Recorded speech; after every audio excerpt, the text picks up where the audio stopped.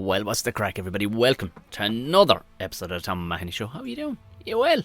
It's Friday the 14th of July. I'm a bit late. I should have had this out this morning, but flat to the mat. We didn't actually get finishing recording till nearly 12 o'clock last night. So, look it.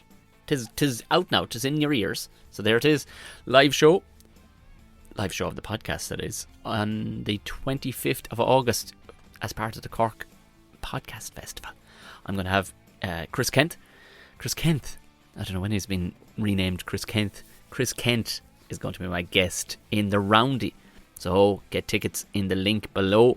Like everything else in that magic link, you'll find it in there. So if you want to come see me hang out with Chris Kent and do some podcasting in the Roundy, August 25th. The following night, August 26th, he's coming to my comedy club, The Hill. About half the tickets are already gone. So The Hill Comedy Club. Emma Dorn is there the 5th of August, and she's damn near sold out already. So if you do, there's a couple of tickets left for Emma. I think there's about 12 or 13 left for Emma. Grab them. And of course my tour is kicking off. We're about to announce a Dublin date. We just need to get that locked in, but they are there as well. Again, have a look down that magic link. My tour kicks off in November, my brand new tour, hitting all the hot spots of Ireland, like Enniscorthy, Portlaoise, Limerick, Cork, soon to be Dublin, Belfast, and of course my own club, Care, Tipperary. There'll be more dates probably in the new year after that, but November for now, and let's kick it. Of course, the Patreons get the ad-free, hassle-free version of this. They get the Ramble Pod during the week, which is exclusive to them, and they get the video footage along with live shows that we do every couple of weeks. We put a now live show together, have the crack, hang out, have a few drinks and all the rest of it, but it's purely exclusive for Patreon. So if you'd like to support the show and get all those benefits, become part of the Patreon gang. $3 hairs a month, as little as that, and you're in. Speaking of Patreon podcasts, I was on with the Johnny B.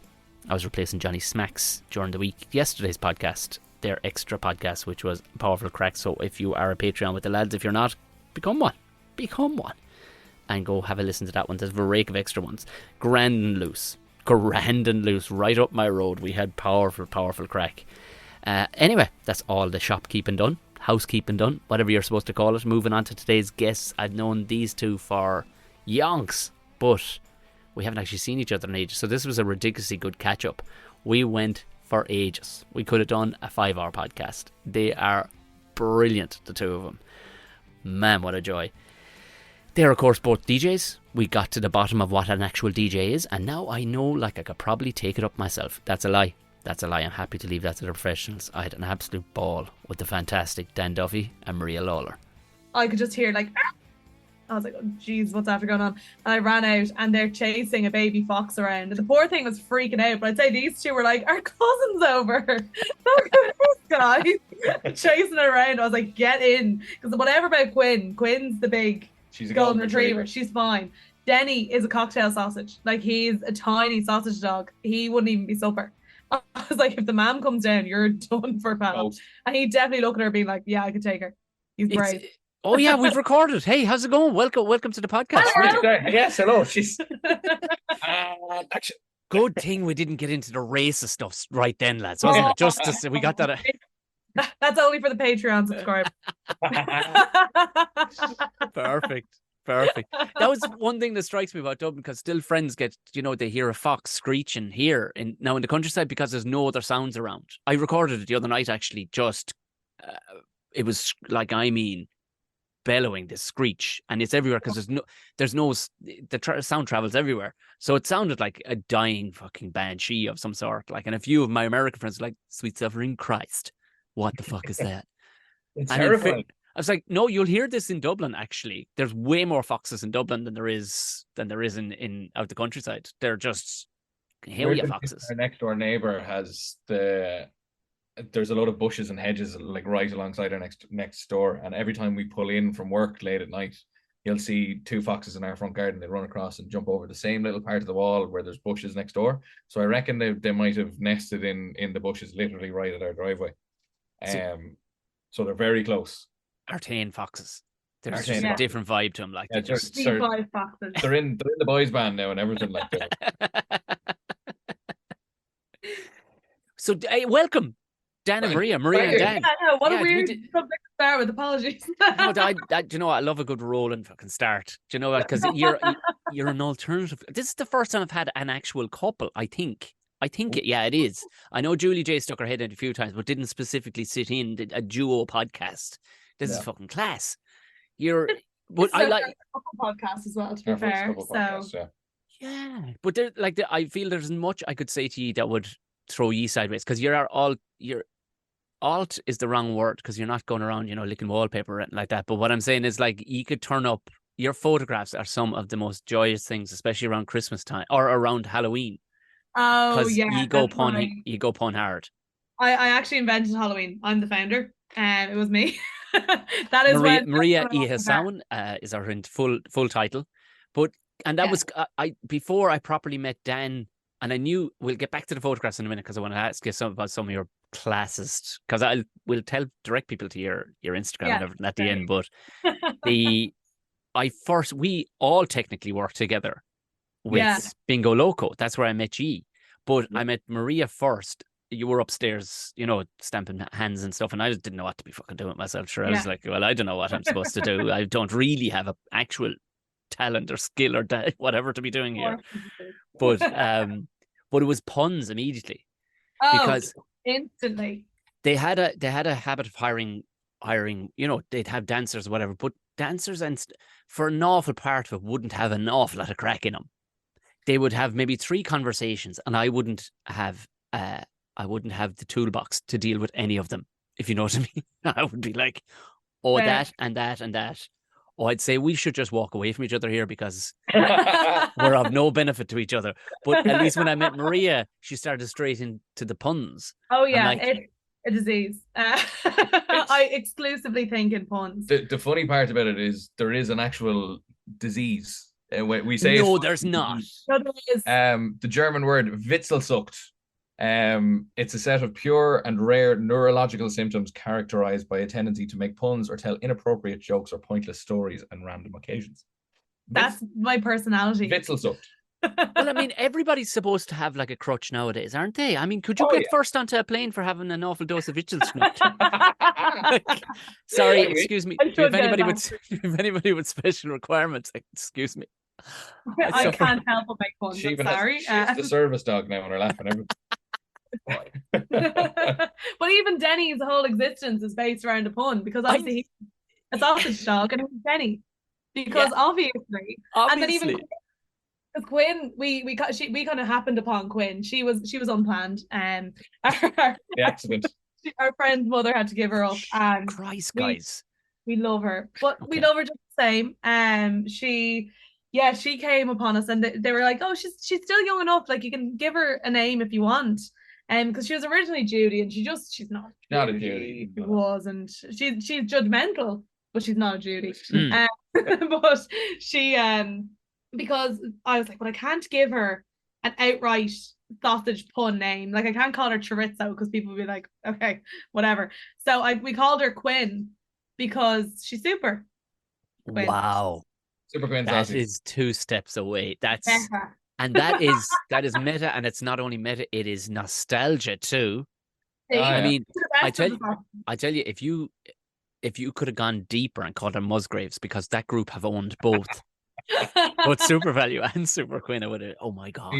Originally, we wanted one of the boys, and then we decided, you know what, we're not going to take any of the pups. One's enough. We'll leave it at that. And then she was the last one, and they needed a home for her, so they were like, "Look, will you take her?" So we took her or whatever. But the whole plan was we'd get a boy, and we'd call him Brennan, and they'd be the sausage sandwich. Brennan's bread, because they do look like loaves of bread too. Yeah, they do. Yeah. Wow. But I thought Super Quinn is what we landed with, and that's the way we are now. I think that's why Danny's so anxious. He knows his whole life is based around just being a punchline. Yeah, well, in fairness, you're never going to eat him. I mean, we did have a lamb that was known as mint sauce. See, that I find funny. She's horrified by that. She fucking loves that. She loves it. You love the value in the content. Okay, the fact that that sheep got killed. Okay, and it tasted delicious. We all cried, honestly, for a good 3 seconds. But here's a joy. It was a sad moment, and I mean by a moment, literally a moment. That was it. But I mean, the sheep, like we had pigs too, and they were called rasher and sausage because you know it's a means to an end, isn't it? I'll tell you a story. I grew up. I moved a lot as a kid, but where I lived Green Oak, just outside Ashburn, between Right. Ashburn and Swords is where we lived, and we lived near Jim Draper, the famous jockey, the horse trainer, and we had a load of land out the back garden, and he used to have his horses. Fun fact: Arkle was actually born in the field. What? Yeah, apparently. By So Jesus. my granddads told me, but Arkle was apparently born in the stables behind the house. But my uncle, he was a bit of a fucking Jack the Lad when he was kind of my age, when he was living in the house or whatever, and he just decided there was all the land out the back of the house. You know what? I'm buying 2 cows. So he bought 2 cows, and we called them Tia and Tamara because I used to love sister when I was a kid. So we had Tia and Tamara in the house. Dan, what color were the cows? Come on now. They were brown. They were brown cows. Okay, all right, okay. But that's shocking. Nothing to do with that. Nothing to do with that. It was only 6 or 7 at that stage. Exactly. But Tia and Tamara, and I'll never ever, as long as I live, forget the day where they went to the slaughter. But the family didn't try and sugarcoat it at all. They just told me exactly where they were going. And I, as a kid, loved fucking steak. I loved a steak. I still do to this day. I love a steak. And I was just beside myself. Like I couldn't get over the fact that poor Tia and Tamara were going off to be murdered. And I think it was the next day at dinner, we were having a steak, and my uncle goes, "There's Tia now on the plate." Started sobbing. I fucking sobbed and finished the steak all the same. You see, all good series come to an end too. Like, you know what I mean? Saved by the Bell. Like, It's the Prince alternative ending of Sister. I love that. How obscure. I mean, that's a cool. Like, we just went for like German kind of aristocracy when we just looked at our dog because she was a Schnauzer. They're German. And she just looked at it like I know dogs look like they own the place, but this dog had those wizard eyebrows and was furrowing at me. Regal. Yeah. But regal from not a fluffy standpoint immediately. It was like, so we went with Baroness because being a German, it just stood. She stood square. I was like, okay, that's what we should call the dog. Question for you now, Baroness. Obviously, you don't call her Baroness when you're calling her. What are the nicknames? Because there's entirely Baroness. Yeah. Entirely Baroness. I was defiant. My uncle was like, he's from Wicklow, and he's my fucking dogs. Just they're the sort of place where they shoot dogs. Do you know they're still in 1980.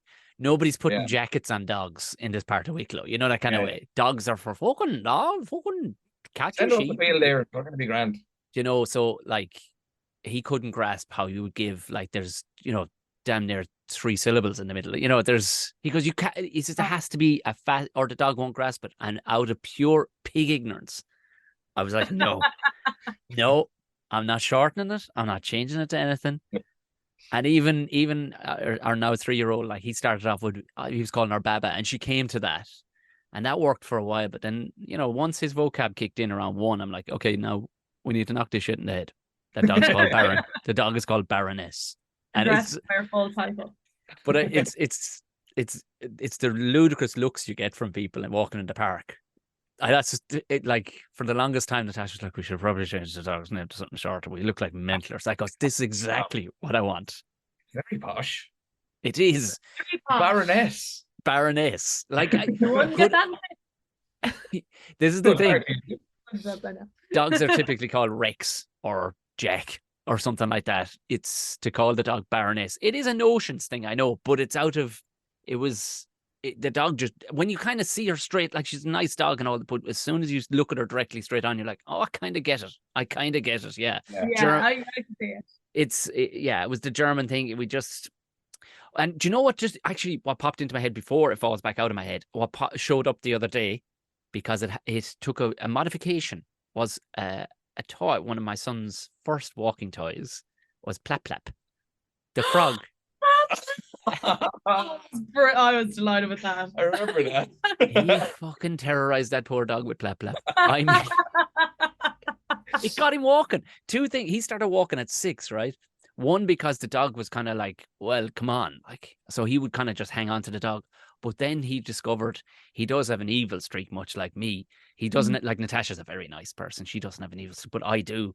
And he has, you get it. You get it. You get it. And there's nothing funnier as a 1-year-old or a 6-month-old than watching a dog shit their bed when they see a frog flapping up the fucking off the kitchen at him. So to explain it to people, it was this timber frog with these brilliant the wheels on it, but 2 big rubbery flaps for legs, and he had a long stick. And when you pushed him along, he literally made a sound that went plap plap plap plap, and there was no other name to give it. If you could imagine, like, we were coming home from Munich, and I think we'd only gone for the weekend, so we only had small bags with us, and we were at the Christmas markets, and I saw it, and I said, I need to bring that home for Tom, because a private joke about plap plap, and I took it like on the plane through security in my hands. I was like, sorry, this is a personal item. I need to take this with me. It was very fun. Don't take it away from me. It was based off a visual. It was based off a visual cartoon, wasn't that? If dog, it was something it was you frogs, sent me on Instagram. It was a meme of like imagining a frog running away from something on 2 legs. And instead of hopping. Yeah. And it was the notion of it running across a tiled floor, like plap, plap, plap, plap, plap. Yeah. And it was, plap, plap has been modified since. He now can terrify many people quite quickly. What fucking scuba divers flippers on him or what? Well, yeah, I had to upgrade the feet because they won't take what's happening right now. So Fion's godfather, who's Natasha's brother, is a lunatic. And prior to him being born, he bought him a Land Rover Defender. One for a 7-year-old. And when he now drives, like, he learned to drive, it's a country thing, learned to drive early, but he thought running plap plap along beside him with one hand out the door down the tarmac was a great plan. Plap plap wasn't up for the plaps. I'm sorry, the plaps did not last. He plapped his last plap.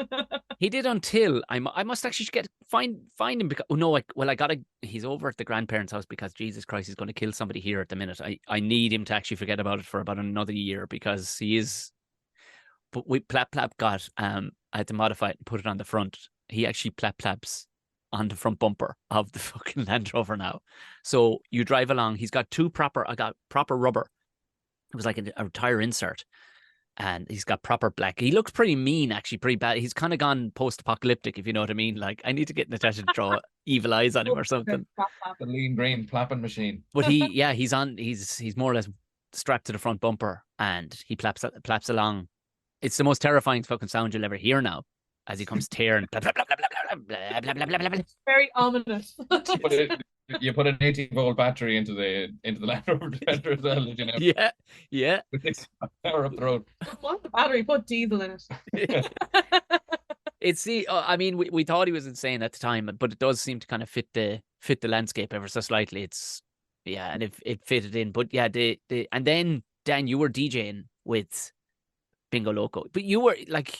I only ever met you a handful of times doing it. We only did a couple of shows together, and what was funny was I remember doing the first show with you because my whole job was always I was the DJ that did everyone's first show. Right. I'd been there the longest, and I had worked with all the hosts, so I could do a bit of a show to get someone through it if they didn't know it. And I remember Stephen, one of the lads, you've a new host on. He's like, I said, Grant. And you rocked through the door, and fucking 3 weeks previous, I'd seen you in the Laughter Lounge, and you were doing bits non-stop about cultures, and I was just enthralled by the whole thing. I remember I was like, "This is amazing." And you rocked through the door, I was like, "Fuck yeah, this is going to be handy." He felt very seen. So I used to love doing the shows down the country with you because they leaned into you something serious, and they were always great crack. Like, was that upstairs in a restaurant, or am I imagining that? Upstairs in a restaurant. In Dundalk. No, the first one wasn't in Rathfarnham. Not Rathfarnham. It was somewhere like. Jesus, it was. Yeah, it was out towards Dundrum. We did a corporate for some real estate company. Oh, they were absolute guys, and they were buck wild. Yeah, they were the absolute guys, weren't they? Yeah, but they were mental, and they knocked great crack out of us. I think I was steaming leaving the place afterwards. I think I ended up leaving that gig and going into town into Coppard. I was around the place. They got us hammered. You can see that happening, though, in all fairness, because I kind of just bowl to. That's why I would always purposely, even though at the time we were only living in Rathfarnham, I would purposely drive because I went, this fucking. You can get caught up in the whole thing going, sure, lads. Oh, yeah. And before you know it, you're off fucking sopping pints, and it's literally a job you could get fucking hammered at, Oh, Yeah. and it's encouraged. It's like, oh yeah, Took years off my life expectancy. I'm 27. I look 37, and I feel 47. It's awful. But it's great crack all the same. It's not it. That's it. It's just I've even noticed now, like as we're getting older. Again, I say I'm getting older. I'm 27. I shouldn't be saying it like that, but it is like you do have to kind of take the foot off the gas a little bit with that stuff, because you get swept up in it. And like I gig Monday night, Wednesday, or Monday night, alternate Tuesday nights, every Wednesday night, alternate Thursday nights, every Friday night, every Saturday night, and then I have a Sunday off. And when it's like that, you find yourself on a Tuesday, like last Tuesday is gone. I went in and I just got giddy, and I had 3 beers and 6 fucking Jameson gingers, and I left the place absolutely round the bend, and then went back to one of the girls' houses with Maria and her fella, and we all went back, and we were absolutely like sitting there sculling bottles of wine until 6 o'clock in the morning. We woke up then Wednesday morning and why the fuck did we do that? Oh, we're not able. We're not able for it anymore. Like, I call myself Christian Dior Light, because after any night out, I have to have a Dior Light. straight in. Before and after, I'm very disciplined. She came in from a brunch there 2 weeks ago, hammered, going, "Do you want to go out?" And I was like, "No, I've been sitting on the couch all day." And she went into the fridge, opened up a bottle of Pinot Grigio, poured herself a glass, and also made a Dior Light on the side, and was chasing her Dior Light with a glass of Pinot Grigio. Look, I was looking at her going, "Look at this." Like, I don't think it works like this. She's like, "Oh, it's grand." 45 minutes later, passed out asleep on the couch. Gone. I'm a woman in STEM. What can I say? it's, do you know what it's exactly what you said. I will never forget that there was a turning point. You were almost there. What age are you, Maria? You're 25. Sorry, I missed you there. What was it? What age are you? Me, 28. Are you? 29. Right. Right. In fairness, yeah, you look fresher than Dan. You do. I tell everyone that. He And keeps me young. she gets like if she gets ID'd somewhere, I'd be looking at her going, "Jesus, I'm not getting ID'd. She is getting it." And then the other way around, when they ID me, I'm like, mate. Well, it's when she shaved off the mustache, you see, that was what. It does. I'm. I think it's suited her, to be honest. Yeah. I was 20. I was 28. I was at the Edinburgh Fringe Festival, and this point well, you've already reached it, but sometimes society can absolutely tell you that, oh no, you're by other people's, like by 18-year-old standards, you're fucking old now. I'm a pensioner. Do you know what I mean? Like this is, and these increments will come along, and this was one of the biggest. It was like a wet cloth to the face, and I was after doing my show. And it was amazing group of lads came in, and you could kind of tell some of their age. And it was a fucking great show, and it was late. It was a late one in the Pear Tree in Edinburgh, and it was fucking not finished till like 11:30 or whatever. And to the point where I came outside, and most of the audience was waiting outside the venue and gave me a round of applause when I walked out. It was like, my Irishness couldn't deal with that level of. I couldn't. I was just. How would you stop? But then a gang of gang of posh English lads that were there. They were all attending the university in Edinburgh, and they were like, "Hey, the college bar, university bar, you want to go?" I went, "Fuck it, you know what? It's a quiet street. I'll have a couple of pints. Would be lovely. Class. Let's do that." And we're over there, and I swear to God, I was drinking a pint, right, and they were all just fucking hammering shots and everything, and one of them, he said, like, I cannot remember what he said, but it was enough for me to go, am I too old to be in around this place? And genuinely, like, the nicety of another person would go, Arif, would you shut up to fuck? He genuinely looked at me, and wanted to answer me honestly, went, yeah, mate, yeah. And it was just brutal. It was probably only 8 years between us, but he knew what I was seeing. I was looking around going, oh, I've no fucking business being in around this carry on at all. This is not. Out but 23 would have been old to him, but 28. Yeah. What the fuck are you talking about? I've gotten checked a few times now, because obviously I used to be a primary school teacher. Yes. This DJing, because now I'm full-time DJing. And I did Longitude a few weeks ago, and I realised now, so I did 5 years teaching. The kids who would have been in 5th and 6th class when I started out can go to Longitude. And I was freaking out. I was like, if someone comes down the front and is like, I'm out. Lawlor. Yeah. We're going back to the permanent and pensionable job. Yeah. Oh.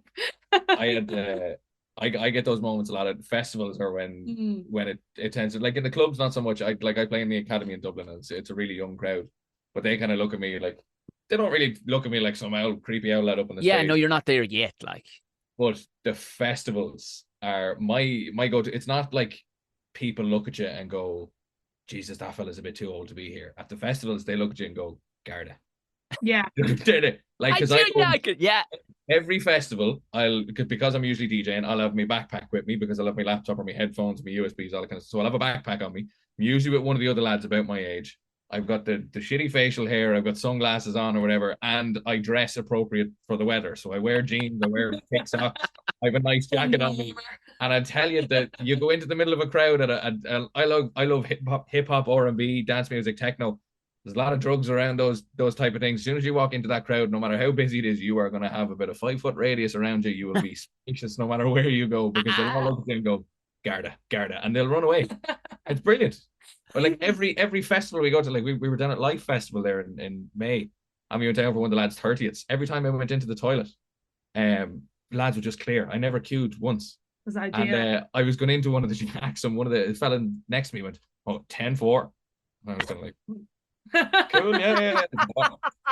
And you hear it, like, you hear, oh, he's a guard. And I'm looking at him, I'm cool, I'm a DJ, I swear. It'd be a great cover. It'd be a great cover, wouldn't it?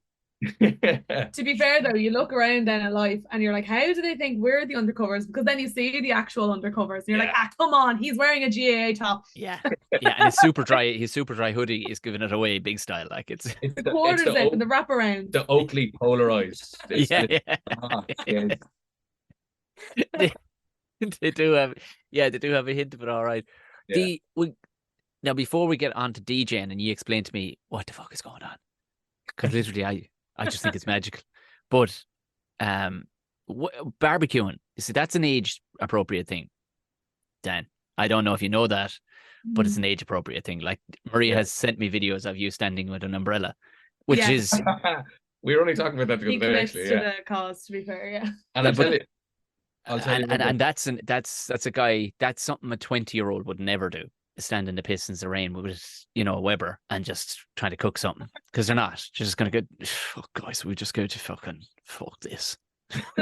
Just go to wherever the fuck. There's a bit of both in us, to be fair. We're Deliveroo fiends. We're actually, because we're just on the go so much. Yeah. Like, it's just much easier just to go, oh, I'll lie on the couch until the very last second, and then you'll order something, get in the shower, come down, it's there for you, you eat it, you run. So you eat like absolute shit. But no, to be fair, when barbecue season is on, it's on. The umbrella up with the spatchcock chicken there, and trying to get the breeze right. It's rain, and the smoke is coming this way, and first, and then it's coming right at you, and you're burning the eyes off yourself, and then the kitchen's full of smoke, and the fire alarm going off. What the fuck am I doing? Just fucking do it in the oven or whatever. And you're like, no, it's worth it. It's all worth the smoky taste, isn't it? 3 hours in the garden, an umbrella. The Cuban charcoal is all worth it. It's all worth it.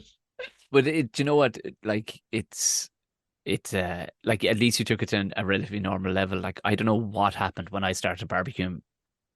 I guess people that listen to the podcast started asking me questions, and then for some reason, I don't know more than anybody that knows a lot about barbecuing, but for some reason, loads of Irish lads would just message me. And like, I don't know what I was supposed to. So I made videos for them, like, just here you go. And I would curse and swear in the things. Like, it was just, but it was, fucking lads took it to another level, like, ruined it. Like, anoraks ruined fucking everything. They ruin everything. Do you know? There's good crack barbecuing, and there's like, for Jesus' sake, you don't have to be soaking it for a month. Fucking come on now. It's the injectors where they're injecting apple juice and apple cider vinegar, and you're like, come on now. That's all seeping out of it during cooking. Tis a core. I did that. I tried it once, and it was like, oh yeah, this has made no effect at all, and I've fucking got carpal tunnel syndrome now from fucking trying to.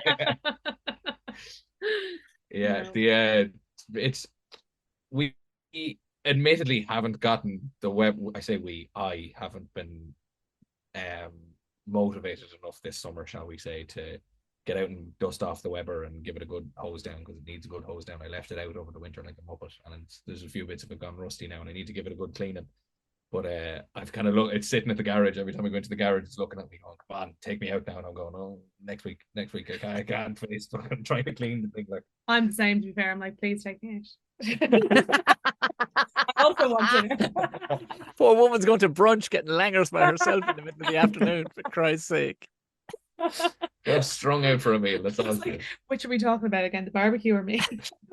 Where did you meet? I know this sounds like the front row of a comedy gig, but because You don't know. You don't know the story. no, but I mean, we haven't had a proper sit down. This is why I wanted to do this, and I said, Right. well, let's record it for posterity as well. Yeah, Bingo Loco. Was Yeah. it Bingo Loco? She was a punter, and I was I a was in the DJ. crowd, and I was a big fan of the El Bingo Loco, to be fair. Unheard Now, of stuff. You can decide yourself what to make of this. This was at the time where there was like maybe one a month. And if there was a regular customer, you'd notice them. Particularly, Right. I was noticeable. Well, I always gave it my best. Tom, we've already hit our first live. It certainly wasn't one a month because you were at 2 shows that I had done in the space of 4 days. That was an exception. But anyway. Oh. So anyway, you can decide who made the first move here. So Dan had followed me on Instagram. This is the most 21st century story ever as well. Like when we're telling our grandkids, they're going to be so confused. It's the most millennial shit about us. Yeah. The rest of it. Yeah.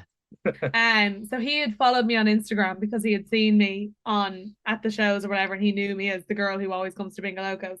How did you track her down? Ah. So one of the boys, I'm only asking what everybody else is thinking right now. one of the boys that used to host, had said, one of the boys that you used to host, you might need to edit this bit. You know what I mean? Right. One of Yeah. the boys that used to host that had said, like, "Oh, have you seen this girl?" And I said, "Oh, no." And he said, "Oh, I'm talking to her." And I said, "Oh, this girl." And I found her because he showed me her Instagram, and then I found the Instagram. "Oh, this one." And he was, "Oh, don't follow her, don't follow her." And I went, "Oh," and did it to wind him up. Like, I had a girlfriend at the time. Like, I was just doing it to wind him up. Ah. That was the October, and I never really thought much of it. We had gone to university together as well. Like, the two of us were in DCU together at the same time. Oh, right. Very much. Same thing. Pat's loyal. She'll fucking die on that hill and tell you, my God. But yeah, so he had followed me on Instagram, and I took that as a first move as far as I was Of concerned. course. And we were out at the gig, and before he corrects me, yes, I was there on at New Year's Eve, and I tagged him in my story because I said, "Oh, that's the guy who follows me." Disclaimer: I had broken up with the girlfriend that I was with then by this stage. That was You'll find no judgment here. You'll find no Right. judgment. There This is a safe place. No crossover. Don't worry. No crossover. But so I tagged him in my story, and he blanked me on that occasion. But I went back 4 days later. Kind of cool. Kind of cool. You got to give him that. That's kind of cool. He You know what I fucking mean? saw that. Yeah. He saw that. Follow me on Instagram. I'm just saying, he'd been on the lurk for a while. Even when he said, "Oh, we went to college together," I was like, "Did we? Yeah." Never heard of these guys. For anybody listening to the audio, I hope you can pick up on how Maria's face just looked. Did he, yeah? Yeah, All right, yeah. cool story, bro. Listen, the only reason I knew her face, she ran for elections. and No, we don't lost. talk about it. How? We're gonna have Oh, a scrap on this. oh, we have getting involved now. He's we've like, Vanessa "Stop." Wilder here beside us, do we? Van Wilder. But anyway, say 4 days after New Year's, we went again. We got last minute tickets, and Dan was DJing again. So I tagged him in my story again, and he I was so ill that night. I like you know when you go through the run of Christmas shows, and we were on the road nonstop. I think Yeah. I had done something like 37 shows or something in a month. I was absolutely rode off, and I had lost hearing in my right ear. I had like a bad sinus thing, and I couldn't hear anything out of my right ear, which is a nightmare during the show because the host was to my right. So every time he spoke to me, I was just kind of guessing what he was trying to say. Like, "Yeah, cool, we'll try that one." And he'd go, "Play C'est La Vie," and I'd be in the middle playing Saturday Night or whatever. It was just, the show was all over the place because I was so unwell. And I left the show then afterwards. She had tagged me in my story again, and I had left the show. My tone was, "Fuck this," and home, lie up on the couch and get a bit better. And I had saw that she had tagged me again, and I was like, "I did a second time. Big Suppose I may respond this time." and responded that time anyway. We got chatting. By which stage Maria was in Coppers. Yes. And I had a lot of thoughts. Coppers, she was around the bend, and I was she kept telling me to come to Coppers. Kept telling me, come to Coppers and meet me. I'm with the girls, and I was like, no, I'm not well. You know, good luck, enjoy the rest of your night or whatever. And we got chatting, but she had a few beers now, and she was getting a bit mouthy. She thought she was. I was a bit brave. I don't know where it came from. I have no idea. And then even after Coppers, I was in Zaytoons getting a kebab. Class. Obviously, part of the intrinsic part of the night. And even I sent him, I was like, yeah, I'm in Zaytoons now. And he was like, oh yeah, will you bring me back a kebab? And I was like, I am not that kind of girl. You'll take me for brunch tomorrow. And now I will say, now that I obviously know Dan quite well, I know for a fact I would have brought him back a kebab and he would have taken it and been like, cool, thanks. See you after. Bye. Close the door. The man just, she thought that was she thought it was a sneaky ploy for me to be like, bring me back a kebab and we'll see what happens. It was no, I was like, I'm hungry. I'm about to order one on Deliveroo. You'll save me the delivery fee. Like, you might as well. But yeah, I was very brave and I said, I was like, you'll bring me for brunch tomorrow. I want a real date, whatever, all on my high horse. And then the fear the next day. And I want to print out and put the WhatsApp messages on our like wedding invite. No. I was like, oh my God, no, girls. I was texting my chest is turning inwards here as a result of this. My favorite one was they were like, well, is he cute? And I was like, kind of. Thanks. 6 out of 10. I'll take it. You're Nate all day long to me. All day long. Thank you very much. But after that, then she decided to just swerve me for about a month after that. Oh, isn't the fear? It was so bad. I kept trying to get her out, like, oh, we'll go for a drink or we'll go and do this. Now I was just out of a relationship, so I was very keeping it cash, trying to be cool. Yeah. Me and the boys were out in town, like, do you want to come out and meet us? We're in this bar, or we'll get a bottle of wine, or come up and meet the lads. And I was trying to keep it very, very cash as we were starting, and she just kept saying no. Because that's not a real date, and I'm worth the effort, obviously. I know that now. She said we'll try to bring him out to Coppers the whole day. But no, we eventually, so we did the stupid thing as well of our first official date was February 13th. Which obviously mathematics the day before Valentine's Day. Now, we were talking for a while and we had met through, because the same day that we started talking, Bingo Loco also offered me a job. Right. Dan had just said, he was like, do you know what? I have a rule. I'll never get with someone I work with. And then they turned and went, we just hired Maria. Damn it. Thanks, guys. So we'd been talking, we'd met each other, whatever. We've decided on having an official date, whatever. And Jesus Christ, this sounds like a business decision. Like it was the haggling that went on back and forth, like. It's Dan and Maria PLC now at this point. We're running it. But no, we so we went on our first date and I didn't know what to do because it was the day before Valentine's Day and I really didn't want to get caught out. I was like, what if he's done something or what if he's organized something? So instead of doing like a Valentine's Day card, do you have it there? Oh, I don't. My wallet's in the other end. So instead of doing a proper card, I made him what I called a swerve card. So it was like a little loyalty card. Because I turned him down about 9 times and then eventually I said yes. So I was like, for every 9 swerves, you get a date. So I laminated it and everything, a little like loyalty card. It was, graphic design is my passion. It was quite good. It's still in the wallet now. To this, the second or the first iteration of it is she gave me one, but she accidentally laminated a bit of her hair in it. And she was like, no, he'll think I'm a psychopath. Yeah. So it was like, 100%. Wow. So but then I had lost my wallet. She writes Dan into her arm with a fucking. You don't want to come on too strong. I lost my wallet then in October, and then luckily enough, she that was what I was most raging about. It wasn't the cards or the cash or anything in it. It was the swerve card. He was like, "Oh well, here's the first iteration of it." So yeah, I have that one in the wallet now. Which is almost funnier, to be fair. But then obviously we had that date, and then the next day was Valentine's Day. I had given him my loyalty card. And he didn't have anything for me in return. Which, of course he didn't. Because it Fair, wasn't totally fair. Valentine's Like, I fucking wasn't day. expecting anything big. Sign of things to come, my And friend. they mean to go on, like, but I had gone into school because I was still teaching at the time, and I'd gone into school, and I was telling them all at the staff room, you know, how Oh, thank God. Jesus, for a second. Okay, class. Sit down. I've got a story to tell. Those children mentioned. Like me or not. Those children still mention Maria in therapy.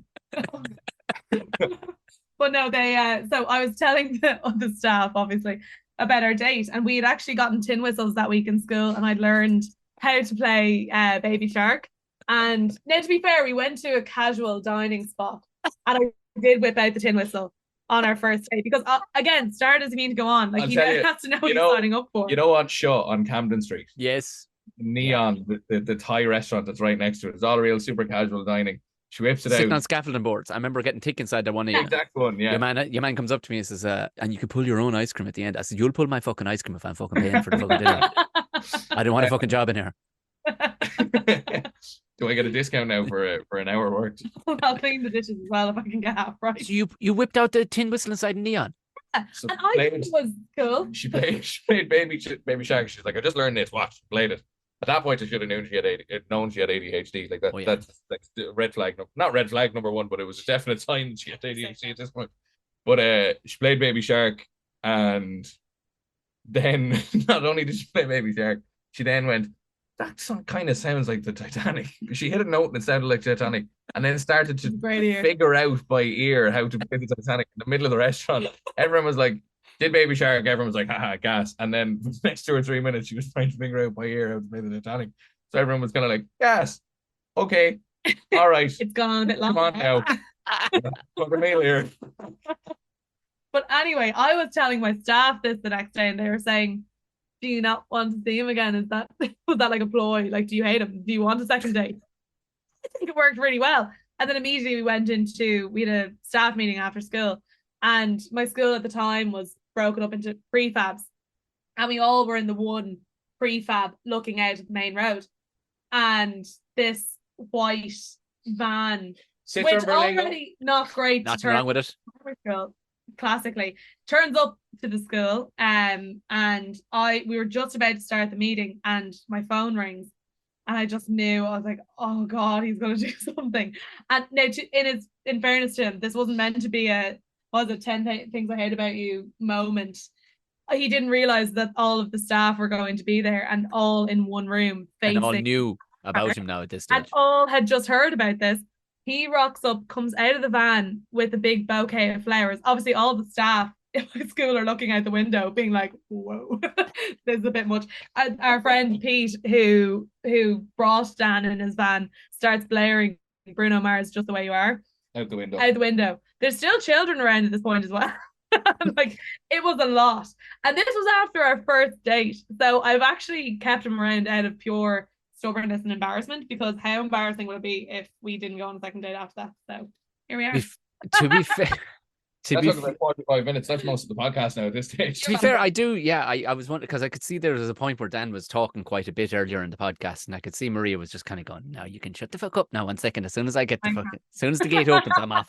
I know that every bit facet of that story needs to be told. I mean, could have been done quickly, but I do like the fact that you didn't pick up on Dan's absolute, like, how early in your relationship, even prior to your relationship, you were still thinking that men think like women. Like, like that's the number one rule I give to any woman early doors in her dating career. I will say, never once for a moment think he can think like a woman, and vice versa. There's a lot of it. I will say, I was raised by a single mother in a house with my grandparents and 4 aunts, or 3 aunts. None of them were trying to date you, Dan. No, but I understand how women work a little bit more than the average gentleman. I was growing up in a house full of estrogen. You know what I mean? So I always say that I know a little bit more than some of my mates would. Oh, yeah, in fairness. But yeah, I mean, you definitely avoided the whole, I didn't have anything prepared for Valentine's Day after the first date. But to be fair, it wasn't Valentine's Day. Like, from that, and also like the whole idea of Zaytoon, I was actually in Dan's head there, going, here, you wouldn't drop us up and down. Because right then I was thinking, geez, that murderers, tune all the same. Like this, it wouldn't have even crossed my mind that you were going to come up for anything else. Oh, you're sticking around, are you? Oh, lovely. I have tea bags somewhere if you want a cup of tea. It's Oh no, yeah. So that was us. Not so since then. Yeah. And DJing then for Maria. When did it fuck the school and going DJing full time? Like, what was the? This is my first year of it. Okay. It was actually around this time last year where the conversation was happening of, do I give it up or not? Because I learned the DJing over lockdown out of pure nosiness. I was like, how does that work? And how does that work? I'm such a teacher. I need to know how everything works and ask a million questions. Stand there with a stick. Arish. Well, I was like, I'd always watched him, and I always loved music. And I'd turn to him and I'd say, play this song. And he's like, where did you come up with that? And like, yeah, but like, where are you after pulling that from? Do you know? So he knew I had the knowledge. I never did music or anything in school, and I never thought I was in any way musically. Creatives are creatives, regardless. It doesn't matter if somebody hands you a hammer and chisel. You'll end up getting there somewhere. You know what I mean? You say that, but if you were to hand me a fucking paintbrush, I'd do a stick man and it'd be awful now. Like, but it's because you've absolutely no interest in it. But at some stage, like if Maria was an artistic bricklayer, at some stage you come along to work with her going, fucking hell, how'd you do that? Give us a go at that. Give us a go at that thing. You know, you would, and you wouldn't make an utter bollocks because when you're creating, you have to. Do you know what I mean? Like there's, so I can see how the Tin Whistle Baby Shark went to. Fuck it. That was the start. Give me on them dicks. Give me a go at that fucking thing. What are you doing there? What are you doing there? Only training I needed, but I think I did it half and half as well. So I did it at the weekends while still teaching, and I just found myself wrecked. And I was like, it's not fair. Like I can't do both of them justice, you know, because you don't get a rest. And I loved them both equally. Like it wasn't like I was sick of teaching or anything. But I just kind of said, I was like, if I don't take the opportunities I'm getting now, they'll just go to someone else or they'll be gone. Like if it's one of those things, if you're in the right place at the right time and things are aligning, you have to kind of go for it. And to be fair, like my school were so sound about it. They were always like, you know, you'll always have a job here. And to be fair, at the moment, everywhere is crying out for teachers. We're all too busy going off being DJs, unfortunately. You know, the classic case.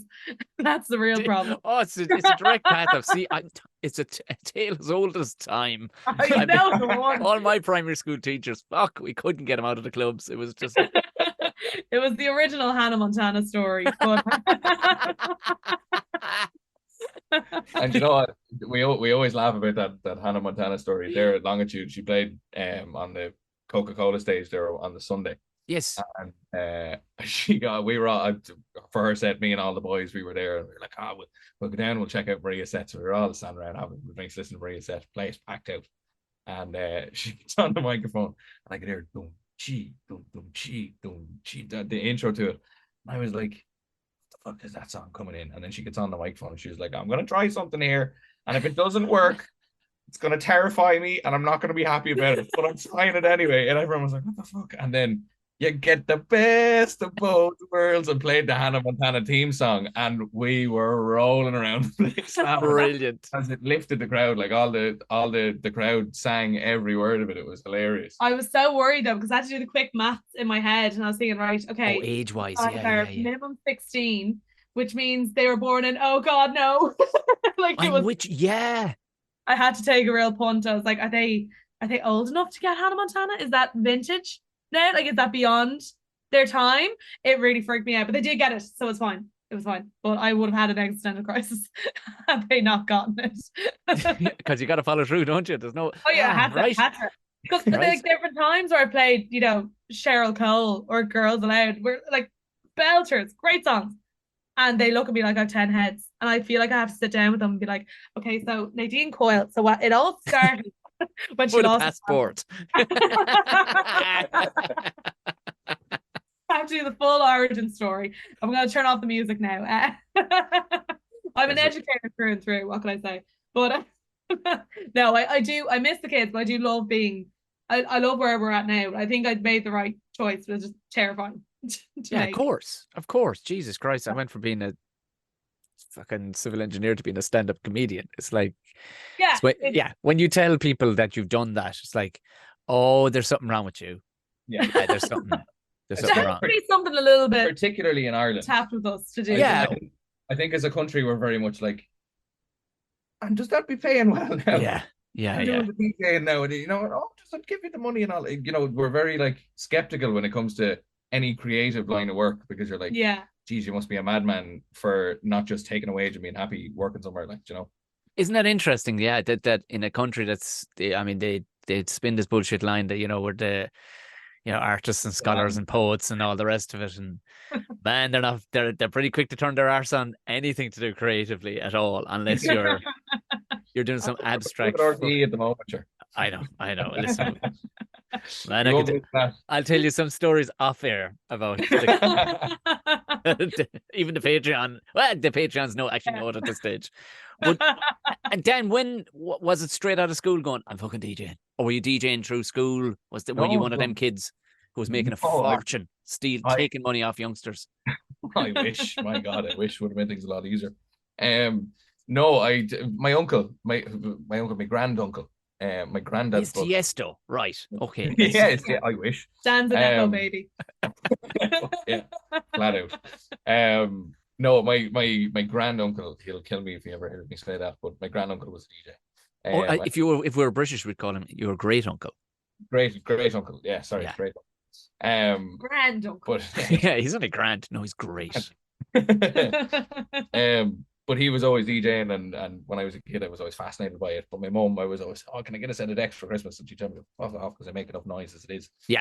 Playing the music as it is, so she didn't want to give me another reason to be doing it. So it was always kind of by one side. And then when I was 17, 18, getting ready to go to university, I went to DCU, and the societies there was, you could join speech and drama, or you could join freaking archery, or Young Fianna Fáil, or all kinds of mad shit, like Young Fianna Fáil being the most mad of them all. But the DJ society was one that was there, and I just said, that's 100% what I want to do. I remember that was 2013 when I started in college. I was 18, and I went into, they used to do tutorials, and I went in the first day, and there was about 50 people there, and I was like, and one of the lads, who's actually a really good mate of mine now, was teaching the class, and he was kind of going, yeah, everyone get up and do a bit here in front of everyone. I was like, fuck that, man, I'm not getting up in front of 50 people in this small room now making show myself.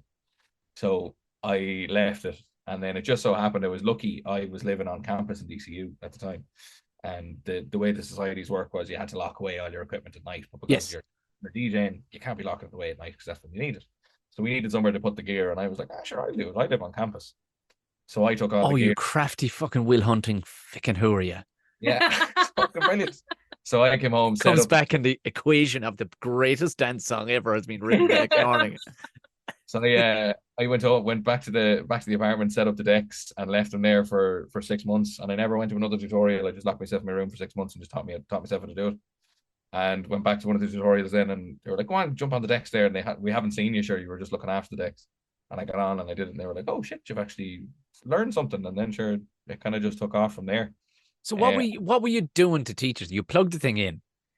Have you all your music linked up to on a laptop? It was I had downloaded all stuff off fucking dodgy YouTube. Yeah, of course. Yeah.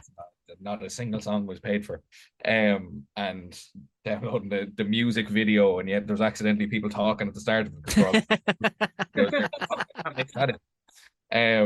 But yeah, I just download music and just trying to figure it out as you go. And even I say that a lot of people kind of come to me and go, would you teach me how to do it? And I'll always tell people, go away and do it yourself, because the way I'll tell you how to do it might be contrary to how you need to be told how to do it. It's something you just need to do and figure out as you go.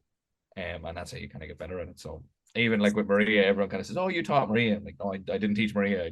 I facilitated it rather than actually. I plugged it in. Yeah. Essentially, that cable goes there, that cable goes there, you're grand. To be fair, he never also taught me like as a career. Like he was never like, and if you do this, you do this, you do this. It was more just nosiness that I wanted to learn how to do. And then when he realized I was actually all right at it. He was like, "Oh, this is an option." We never did it. It was a But case the of, aim of it. I could never get cover for any of my gigs, so I said, right, well, if I can't find cover, I'll just make cover. So Yeah, make cover. Yeah, exactly. And Denny isn't. He's not. He's too short to get up to the decks as Not well. very So dexterous, unfortunately. yeah. There is Dex, that. he's not very dexterous. Outstanding. I love that. No, that's very nice. We just put. I'm just going to put a mark under that there on the recording on Audacity. Fantastic. Go ahead. Sorry. Yeah, I just wanted to. There's your soundbite for the start. There is that little what's that meme on it's always on Instagram. You see a little dashing on the decks. Yeah. Yeah. Wasn't, that wouldn't be Denny. He'd be far too nervous. He'd scream at the decks. Yeah. But yeah, that's how it went. And I was years trying to get gigs and couldn't get gigs. When I was through university and stuff like that, I was working as a barman through university. Couldn't get gigs anywhere, and trying to do dance music because everyone wants to play dance music and wants to do the big rooms. And I got tick and said there's no hip hop DJs, so I locked myself in my room again for another 2 months and taught myself how to play hip hop. And then came back out and said I can play hip hop and got all my gigs as a hip hop DJ, and I became known as a hip hop DJ. And now I don't have a single hip hop gig. I just go off and play dance music, and then every year now, Longitude, the biggest hip hop festival in the country, come back and go, "You're the hip hop DJ. You'll do hip hop." And great. 2 months before the gig, I have to sit down and go, right, let's try and learn hip hop over the last year and a half. What are the kids into nowadays? Yeah, what are they into? They like him. Do you like Cypress Hill? Anyone like Cypress? No. Oh, the lads from Cypress Hill and nursing homes, like. But, Cypress over the hill now. I left it there for you. I left it there. That gate was winging open. I'm so glad. So glad. Yeah. So in layman's terms, I won't, and like this is like, how do you write a joke? I fucking hate this, but literally, I want people, because you're visually, like, you're not talking people through what you're physically doing. We can't see your magic hands behind, so we see a deck. What would have been once upon a time where two records were, they had now been replaced with two, I guess, digital replacements, but they still do the same thing, don't they? In that you can slow down the music, you can blend one in over the other. And what I'm trying to do, well, you can loop them for a certain amount of time. Yeah, right. Before, and you can get a lot more creative with the new gear that's out there now. Yeah, you can still do the wicka wicka, which is what most people ask.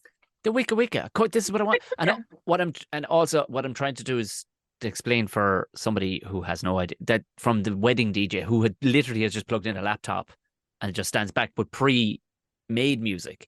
Like, is there? When you go, oh fuck, I have to, and you get up and you actually record something, go, this has to, you're bringing, because quite often you'll see DJs, like I've always had a fantasy, like I always loved dance music, but I always notions of going to Tomorrowland never came about because work. Same, yeah. Work, you know what I mean? There was a notion back when I was doing a show called Damo and Ivor, where we were all going to go, and this will give you slight insight into RT. We were going to charter a plane. This is the kind of carry on that was going on at the time, right? Yeah, that's where accounts were in flow, I tell you. things were good. Things were good. Never happened. But when you see, like, you'll watch Tomorrowland, and for a hell of a lot of what the DJ is doing, he's up on the fucking, he or she are miles away from the decks, and you're kind of going, but there's definitely something happening there. You didn't just press play on a stock song. Do you know what I mean? Did you, like, have you prepared some of the set? Can that be, like, is that something that people do, or what am I saying? You can prep a general direction. Right. I find. I'll tell you, even last night, I was playing in Dawson Street, 37 Dawson Street. Yes. I'll go in and, like, what might work this Wednesday will not work next Wednesday. Right. And they might just want, the crowd that's there that night will want a load of dance music. And obviously 37 Dawson Street versus Tomorrowland Main Stage, two very different gigs. Yeah. You can, if you're on Tomorrowland Main Stage, you can make a couple of very cool pre-mixed, 15-minute blends or whatever that gives you time to stand up on the decks and get on the microphone and tell people to relax their anus, as one DJ did on the main stage. Tomorrowland. No need. Everybody has quite a lot of drugs on board. Everybody's anus is really relaxed. I can guarantee you. There's. But yeah, you can go that direction. But, like, for your everyday DJ who's in the pubs and the clubs and the bars and the venues in Ireland, you're going in and you're going, right, this happened on Wednesday and this worked well, but geez, it's absolutely bombing for me here tonight. Now what do I do? Yeah. So I might have to go a hip hop direction one week, or I might have to go a dance music direction one week, or just like classic rock and ballads. And you kind of have to just ebb and flow with whatever people are giving you. And even there, the other night, Tuesday night, this woman come up with me. It's one of the hardest part of it is dealing with the public. That was going to be my. I was going to ask the difference between somebody asking Maria and asking Dan for something. Like what? Star contrast. She has patience, I've zero. But she there on Tuesday, a woman came up to me and she's always in, real glamorous looking woman, and she's Latina, and she comes up and she's like, "Are you going to play any Latino music?" And I was like, "No, we don't usually play that here in this venue." And she, "Oh, well, the guy that's here on Saturday usually does." And I was like, "Oh, well, that's funny because I'm the guy who's usually here on Saturday. And I definitely don't." And I was kind of sitting there. I was like, "Look, I'm not going to play it. I don't think it's going that direction now. It's whatever." So that was grand. That was about 12:30. I'm playing on until about 2:45, and it's a long space of time. And if you're doing dance music for that long, people can kind of get a bit fed up of it and go, Yeah. "You might the vibe or the energy." And I said, fuck it, I'll throw on a bit of Beyonce and kind of hip hop direction. I moved that way, and then I played Shakira and Sergio Mendes with the Black Eyed Peas, Más Que Nada, 2 Latin songs. And this woman kept thundering straight in my face. "Why did you tell me you weren't going to play it when you did?" And I was like, "Excuse me." And she was like, "Well, you said you weren't going to play it, and then you played it. So why did you tell me no when you were going to?" And I was like, "Okay, look, I didn't really think I was going to, but just it happened, and that's it." And I was like, I'm a little bit confused as to why you're angry with me. You are angry that I played your song, but just that I earlier told you that I wasn't going to do it, and you weren't prepared to hear it, or what's going on?" And she then, as I was saying it back to her, was getting confused as to why she was angry at me as well. But she just kept doubling down, going, "Of course, she's Latina. This isn't okay. Like this isn't right, and you should be telling. You should have told me you just play it later." And I was like, "Okay, I don't know what you want me to do now. I've played the song." You should have asked her for her email address. See, I would have doubled down on the satirical dickhead. I went, "Oh my good God! Oh, I'm so I went looking for. Oh, were you in the bathroom? Because I swear to God, can I have your email address? Because next Saturday I will email you my entire set list. I swear, I genuinely." So you're lucky. You're one of those quick guys. I'm one of those guys that stands there in shock in the moment, and then they walk away, and then I go, "That really fucking happened." And then I sit there and think of all the smart, clever things I should have done, and then I drive myself mad. Be like, "And then she said this, but what I should have done." No, it's right. Yeah, but there's a danger in my method too, because when you pull the trigger too quick, sometimes you're driving home going, "Oh, maybe I shouldn't have said that." Yeah. I was saying to one of the lads the other day, I'm what some lads can say, I know I definitely can't say. Like there's one of the lads there, and we got when Quinn went into heat, we got a can of bitch spray, and it's for trying to keep when you bring her on a walk, trying to keep unwanted tension away. And I showed one of the lads, and he said, "Will you please bring that into the venue that we play in? Please bring it in. So whenever some woman comes up to me, and just whip it out and go, fuck off." And show her the bitch spray and spray it at her. And I mean, it's a pretty good gag. You know what I mean? Brilliant. That's a pretty fucking good gag. But I think if I'm to do it, like if he was to do it, they'd look him in the face and go, "Fuck you," and walk off. If I'm to do it, I think they're swinging at me. Do you know what I mean? They're calling the manager. Yeah. Some people just have that bravado where they can get away with that stuff. I'm not one of those guys that can get away with it. Genuinely, even as you were saying it, Dan, I can imagine you holding it up going, this, I'm making a joke here. I can, you're too nice. It's the guard look too. Like it's it's that's just not peaceful kind of guy, apparently. Yeah. Yeah, but to be fair, I mean, no. Do you know what? Let's fucking be honest and let's say what everyone's really thinking. People are looking at me going, "I can take him." They're not looking at him going. They're not looking at me going, "Oh, he's a peaceful kind of guy." They're looking going, "I could definitely slap him around." You see, it's all perception too. If you here's the thing, and this is a real dangerous experiment. I mean, thankfully you do have a woman, because this could right. Shave off the chin smig and shave your moustache into this. Just here. Then hold up whatever the fuck you want. For the Patreons, you can guess. Well, they'll have seen it, but for the audio listeners, you'll guess what moustache I'm talking about. Definitely don't pull that one out. Nobody's quizzing that guy. Nobody's quizzing that guy. I'm not claiming that as one of my costumes. No. I'm not taking credit for It crossed your mind at some point because you have, I guarantee you. She's not Prince Harry. I have the best. I do have my Elizabeth Arden cream though at hand at all times. So to be fair, he has the best Halloween costume potential, and he won't use it. right? So, Facial hair. Yeah. Okay, no, so just who he is as a person, right? If he carries around Head and Shoulders, few white flakes on his shoulder, he's not Dan Duffy. He's Dan Druffy. For the Patreon, that for the is that is non-subscribers, you can see, you can imagine Tom's reaction there on his face. I think his eyes are that hanging out his is head. that's the podcast over, guys. We are done. Thank you very much, everybody, for coming. Thank you very much to Maria and Dan. No more to be said after that because we will not outdo that. I'm sorry. That's it. I'm sorry. That is so deep to the core. I just want people to stop encouraging her because every year I'm like, no, because I'd be that guy walking around the nightclub on Halloween with a bottle of shampoo. What the fuck is that? It's one of those costumes you have to go up and ask about, and you have to explain, and then they kind of go. If anything should be the driving force behind you to become super successful, that is so that you get to a point where you don't even, like if Tiesto is walking around and they've done a play on his name and it's like I don't know, a COVID Tiesto, or I don't know, right? Yeah. But it's would you pull one out of the van? it was a bit. Oh shit! It was off the cuff. I'd have to workshop and spitball it around small bit. But what I'm saying is, if anything, do we all have to find our muse somewhere? Like, if any driving factor, it's to get to a point where you go out, walk into any nightclub in Dublin, and they'll go, "That's Dan," and just do the facial expression I just did. Turning, yeah. We met. I might pronounce his last name wrong. Maverick Saber. Maverick Saber, yeah. Maverick Saber, yeah. The other day, and one of my friends, she's my hype woman, and as soon as she meets people, she's like, "So this is Maria. Here's her Instagram. Look at what she does." She'll always advertise me, but she was showing him my Halloween costumes, and he was like, "Well, what would you do for me?" And I was like, "Easy, light bulb, lightsaber, next." Yeah, perfect. Move. Done. Yeah, I mean, you've got. You've got. He's got two names. He's got Maverick. You can stop there. Stop there. Do you know what I mean? I always go an extra layered. But when you'd have to have an actual goose, a gander on his shoulder, you know what I mean, as Maverick, and you know what I mean. Not to be so on the nose, because as you know, with your pun costumes, you can't be like their own. Yeah. So talk us through some of your. I sound now like something on fucking Virgin fucking morning TV. So Maria, talk us through. Welcome to the 6 o'clock show. Please talk us through your process.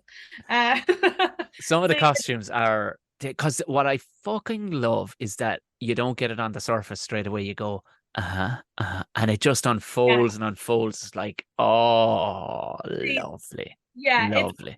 You can't wear them out is the thing I've discovered, because it is a case of you have to stop people and go, well, actually, it's funny because if you have to explain it, it's not funny. So it's one of those, it has to be a picture with a caption. It's also the case you can't wear them out because it's a fucking 3 or 4 man team trying to hold up the photo. That is also true. And the dress and the makeup and the lighting and the camera. It's quite the process. You were who? Oh God, long ponytail. Coffee who? Oh, Ariana Grande. Yes. Yeah. Perfect. Yeah. I did, to be fair, walk around Coppers with a life-size, human-size coffee cup that was all around me, and it was a Halloween night. It was quite a busy night, and I still managed to get myself around. And I think there's a video of me doing like the Saturday night dance, and I still maneuvered it. I was very proud of myself. Not only did she do that, she went around hustling all the nightclubs that night because she won one best dress and then went, well, fuck, I might try my arm in another place. Went to 3 different venues and won best dress in 3 different venues. She went home with 600 quid richer. We see, that's what you do, isn't it? That's it's all worthwhile. That's capitalism. It's shamelessness. That's how you're going to end up with a millionaire wife. You know what I mean? This is, you don't worry about people's emotions or the morality of situations. You just go smash. There was a bunch of people tried their hardest with whatever shite they slapped on them that night. I will say, no one else tried. I was looking around and I was like, it's not even close. That's what made me think. I was like, I can do the rounds here. But no, like, you can even see in one of my costumes from last year, I was Molly May from Love Island, but I was Molly May Malone, and as in Molly Malone. Yeah, tremendous. And tremendous. I made a cart from scratch. Now it is hard, right? But if you can just see the video here. Oh my God. So the cart is actually the top of a table, so it's a wooden like slab type thing. And I've Dan standing here trying to hold it up and balance it. That wheel is not a real wheel. It's just a piece of cardboard on the front. So the pair of us, I'm looking like I'm actually leaning on it, but I'm holding it up. Dan's on the other side, and Jadel's there trying to get my angle, and I'm like, turn the flash on. It was a very stressful time. There's a multifaceted. Tom, I'll tell you, Halloween I both love and hate it because I love it because it's great crack and it's good buzz about the place, and it's always funny seeing like different, say, media outlets will pick it up and go, FM104 have shared this, or the Q102 have done X, Y, and Z, and it's gas. But I can tell you, the 3 weeks like leading up to it, and they're like, all the packages arrive at the door. And like, what the fuck is that? And she's like, oh, that's my drindle. And I'm like, what? And You're Jewish now. What? The amount of shit that's in there. Oh, sorry. Yeah, because I was like, is it a dreidel for Christmas? Dreidel. Sorry, I always get it wrong. But just the amount of stuff. Maria is kind of a Jew, yeah. And she won't tell me any of the she won't tell me any of the costumes. Even I'm left in the dark until the day off, until she comes down the stairs. Down blue. So she'd be sitting there like, I come up to the bathroom. She's got a ball cap on, painting herself blue. There's like paint marks all over the wooden floor downstairs, and she comes down and I'm like, right, I'm the Wicked Witch of the West, and I'm like, what? And then I see it all put together, and I'm like, oh, grand. And she keeps them all completely secret from me all year. Blue Wicked Witch for anyone. Yeah, blue. Oh yeah, I remember it was absolutely tremendous. I put both your Instagrams in in the show notes because it will do a world of. There's like it's a lot. Have you been tempted to, because obviously being creative and stuff, because it's a fucking lot to do, and the impact is good, but do you like throughout the year then how do you keep that, like, for want of a better phrase, and you'll appreciate this, that freak inside you, and not say, listen, I gotta make gift cards or something to get this shit out? Do you know what I mean? Because I think the gift cards idea is brilliant. Like, set up a little Etsy shop and work away, or even prints, like, because she's the creative artistically in the house, so like the big graphic wall the whole way up the house, and it's just hundreds of prints, like, where it's like a can of Club Orange, but instead of club it says cunt, and like, I'm not sure if you can say that word on the podcast. Oh god, you can. Yeah. Oh, God, I literally Aoife Dooley, I've framed it and I've moved it because I've redone the office here. Aoife Dooley actually gave me one of her first prints of You'll Be Grand, You Mad Cunt, and it's like she's actually the most returning podcast. Actually, listen to any episode. If you go back and listen to any Aoife episode, every one, between her catching her tit in the back of a chair and stuff, like, there's just stories. But like, if you want to find a 100% genuine person who'll give you the roadmap as to even starting out small, like she used to do comedy, she used to stand up, I forget her name, she was an amazing, she was so up your street when it came to obscure satire. Yeah. Twisted Doodles. Yeah. Twisted. I have a few bits. Brilliant. Like, yeah. She was like, her actual stand-up was some of the most genius dark shit. I wish she kept it up, but I don't think she was getting the hit, the hit that she was getting from her drawings. But that's the thing, you have to do something, like, you have to. I mean, yes, you have DJing as a kind of creative outlet, but that mad shit, packing it all into one night, I mean, that's Santi stuff, and Santi sure as shit goes mental. Well, as you know, Santi spent his whole year preparing for Christmas. I am the same. We already have, like, I'm already on Depop. I try to be sustainable about it, because a lot of the stuff I buy, I'm like, I'm not buying a brand new. Oh, there are porpoises dying just as a result of your Amazon fucking shopping cart. I actually took the nail ball. Greta Thunberg, just one tear running down her cheek when she sees Maria. Just to be clear, I try to use as many recycled goods as possible. But no, we what was I saying? The Halloween costumes. You're workshopping them. Yes, I workshop them throughout the year. So because a lot of the stuff I look for is very specific stuff. I have a lot of niche would be the word. Yeah. I have a lot of alerts on, like the Facebook marketplace and stuff, being like, I need a Virgin Mary costume. That I'm like waiting until all the nativity plays for adults are over, just to see when they only happen very Not very frequent. But there'd be stuff like I remember one year she got a wig made for the dog, like made for the dog. On Wow. Etsy. So He refused to wear it. I was very upset about it. Now, I still think there's a huge amount of potential for that costume, but I just don't think he's going to get into it. So I had a wig made from black hair. I did it up in a bun. I had a little champagne glass to stick on his bum. Oh my God. It was going to be Kim Kardashian. He's just not a cooperating dog.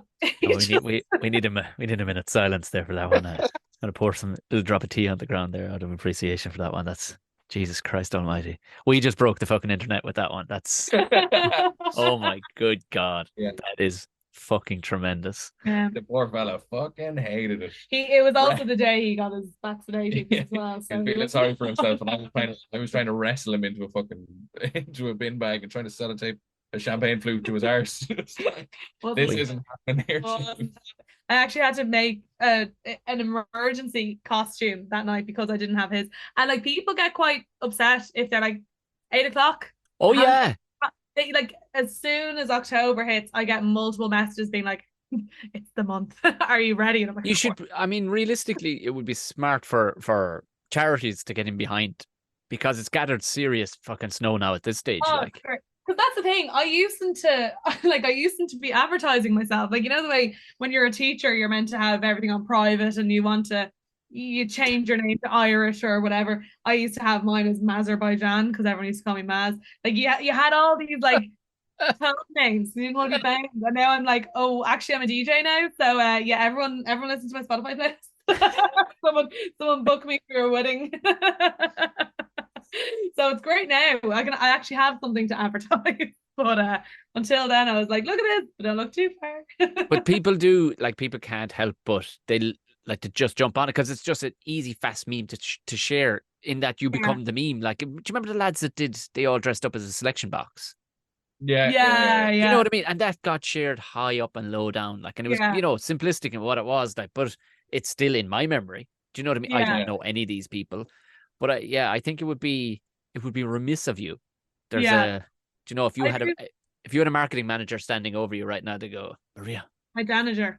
Yeah, well, that's my job now and it's you know I was only saying this the other day. Manager, like you need to go. You're danger. Oh my God, you're too friends. But no, that was my job, and like now that she's my project with the DJing where I can go see all the shit that I was too nervous to say when I was starting out. I'm telling her exactly what to say. The stuff I didn't Perfect. Say to a booker, I go, no, you should be saying this. Knowing I full well when I had that opportunity, I was like, I'm not fucking saying it. But she says it, and then it works, and I'm like, fucking hell, I should have been doing it years ago. Almost nobody gets that opportunity to have somebody who's run the road before you, like, and if they have, well, I don't know what the DJ world is like, but in the stand-up comedy world, there's nobody looking back over their shoulder to tell you. I can fucking tell you that much. Nobody is like. Yeah, but no, with the Halloween costumes, I say we. She's concept a charity idea to Brilliant. Run. We're trying to figure out the mechanics of it and how it work, and we want to try and make a big night of it. I'm not sure if you want to go into it, but no, until you finalize it. Will you have back on it? Phenomenal pun in the name, I can assure you. It's purely just to tell you the name. It's mainly the name. I come up with names of stuff and then I come up with the theory behind it afterwards. Like I've done this with multiple nights and stuff, like even DJing. I'm like, so we call it this, and then they're like, okay, what happens? I'm like, I'll flesh that out later. Yeah, you'll always find the road back. You just once you know the destination, you'll always find the road back. Jesus, same with joke writing. You know where you want to go, and you're just trying to draw the road back and not get cancelled in between. Like, you know what I mean? Yeah. But you probably have as well that like the more you think about something, the more you sit down to go, I need to think of a joke, the harder it is to do that. Whereas like that's why things come to me randomly throughout the year. But if I were to sit down and say, okay, I need one more costume, you come out with some crap. I was under pressure last year because I tried to do an extra costume and I did dress up, and those photos will never resurface because it's the worst thing ever. It was Marilyn Monroe and Keating. Do you know what? You're saying that yourself because you set yourself quite a high standard, but you can, if you could find an alternative, because everybody needs an A side and a B side. Like if you could find an alternative, like trust me, there's jokes I've dumped and I've said them to people. Like I've gone, oh, fucking God, low hanging fruit if ever. That's not craft. That's beneath my craft, and I'll mention it to to somebody who doesn't know fuck all about writing material or structuring an hour, and I go, Jesus Christ, I'd fucking love to see that, and you're like, what? What? I'm wrong about all, because sometimes you can write for the gallery. You got to think about create for the masses too, a small bit. Like when they're literally sitting on the toilet. Most people are sitting on the toilet when they're appreciating your work, and they're going, class, swipe.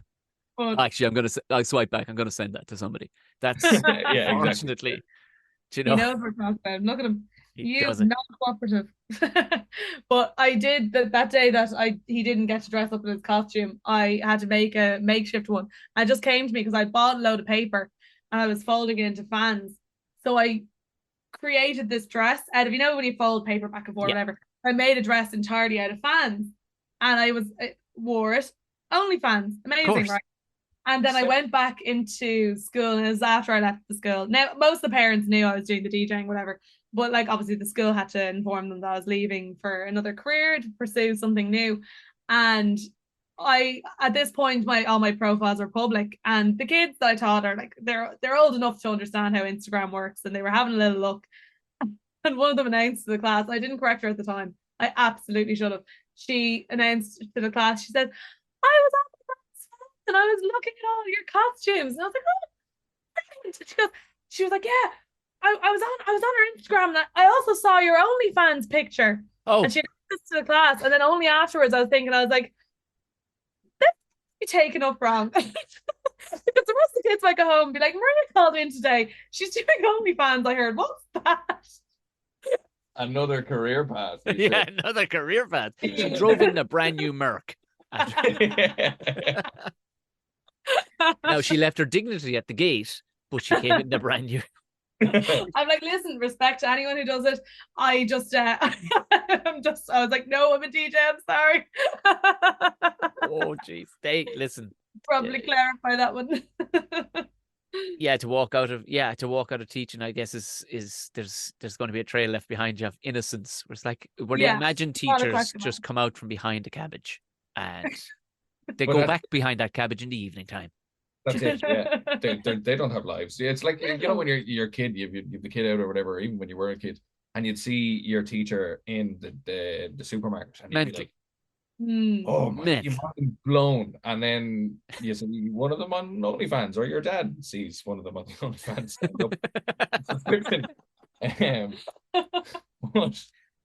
Some mad old stuff. Yeah. I won't. You'll have dogs. Sorry, go on. Sorry, no, we veered away from that from the concept of the charity night. I purely, even if it doesn't go into the podcast, I just want her to tell you just to see. I'm allowed to hear the name. Okay. Prepare yourself, people. Bleep this out, okay? And if anyone wants to sponsor this, you'll get it unbleeped. So someone can get it off the ground for me. Thank you. Send you the code for the bleep. Discount code for bleeps. So I have this idea where people dress up and they do like a kind of, have you ever seen RuPaul's Drag Race? Yes. Or like her, the concept, whatever. I'm not fully built for that show. It's a lot for me. It's a lot. Okay. It's a lot. Same for me. But the whole idea of it, whatever. So people on Halloween, you create costumes that you've made in a sustainable fashion. So from, different charity shops, whatever, and you do like a runway competition, prize for best dress, whatever. And we're going to call it St. Vincent de RuPaul's Drag Race. Oh my God. Phenom.com. I'm very proud of that. That's like, I came up with a name and I was like, now what can we do with this? I ran it past my local gag club at home. My mom was involved with them, and she rang me and said, look, Stephen from the club he's asking about events. They're trying to do fundraisers. And I was like, oh, see what he would like, run this by him and see what he thinks, and get all the lads to dress up in drag or whatever and do a drag show, be gas, people buy tickets and go to a fundraiser. And I said, I was like, right, so it's the vintage RuPaul's Drag Race. You get all the girlfriends to dress the boyfriends up as lads, and they all go out on the stage and they perform in drag, and that's it. You sell tickets, happy days. And he was like, "Oh right, sounds very good." Yeah, just he was like, Doesn't really no, translate. just like in the back arse of nowhere in County Meath. I just can't imagine they'd be like, "Yeah, let's try that one." It's getting the right. Do you know what? It's funny you say it, because the same room, and why I took on the comedy club in the Hill where I am, in the same room, the guy who asked me, he years and years ago, I hosted. That's why I said that was a nice room actually. I hosted a lovely girls competition, an alternative lovely girls, and I mean the people here are big. Like, I forget, in cities people get small. Like, do you know, people, because you don't need that much back You're and not neck. built on pure Wexford beef. Do you know what I mean? You don't need all that. Here, men get fucking massive. Like, I mean, even small people are massive here. It's just, and it was honestly one of the funniest to see lads who just went. You knew in the heart and soul this was so far beyond anything. They'd never done anything like. But the joy that they had and the crack in it and the silliness and had there been a blueprint, i.e. RuPaul's Drag Race, Yeah, where you do the slut drop and it's yes queen or all that shit, right? It's lads would. I don't know. I think I would. I think like for GA clubs and stuff like that, I think they'd absolutely get into that. I think they'd love to get into it, and I think it's if you have a couple of characters in the dressing room, like, that'll proper lean into it now. And it's one of those things you need to lean into, and it'd be funny. Oh, well, now I mean, you could approach one of the long-standing actual charities. You know what I mean? I don't know what St. Vincent de Paul themselves. You know, they might get sued by RuPaul's Drag Race. Yeah, the crossover. St. Vincent after me. The crossover episode no one was expecting, to be honest. Catholic Church and RuPaul's Drag Race. Owl one's clothes bought out of St. Vincent de Paul. It's somewhere in Cork. Like, I love what you're wearing. Is it human? I don't know. Thanks, it's vintage. So what's coming up next? So I say recurring. You have a residency in the academy, Dan. Yeah, so I'm it's kind of gone a bit mental for me now recently, thankfully, with the state that Dublin's in, with a lot of venues and stuff closing. Thankfully it's gone the other direction for me now. Mondays I'm in Riot Bar on the Quays there. It's a dive bar on a Monday. Every second Tuesday I'm in 37 Dawson Street. Every Wednesday I'm in 37 Dawson Street. Every Thursday I believe I'm starting in a new spot in town. That's about to be announced next month. Every Friday I'm in the academy, and every Saturday I could be anywhere. I could be anywhere from Cashel to Belfast, to be honest. I kind of just float around different venues. We've missed each other at a few venues. I think the Limelight was the last one. I think because you were doing the couple of shows in Limelight too, and we had just been up to see Kevin Hart when Kevin Hart was here. Yeah, doing the few shows as well. I think you were kind of just in around that time. It was around April time as well when you were doing it, I think. But we've followed, we've seen each other's names on posters when we're in different venues already. Like, those two guys hate each other. Great, let's put them on. Yeah, brilliant. And the coming at it from it would have been primarily, I suppose, for the longest time, it would have been a male dominated kind of. It really was. But I suppose the door is opening. It's not like you have to do a monstrous amount of blokey lifting. It's not block laying. You know what I mean? So it makes Dan. It makes sense but it also makes sense too from a female point of view. Like, is the music like? Have you obviously do have different tastes to a degree, like, but is there a feminine touch to it to a really good ear? I wouldn't know what I'm listening to. I just like good tunes. But do you know what I mean? Could you go, or is it just fucking hard as fuck regardless? Maria started in a new bar, Doll Society, and it's painted pink. Imagine Barbie in a bar.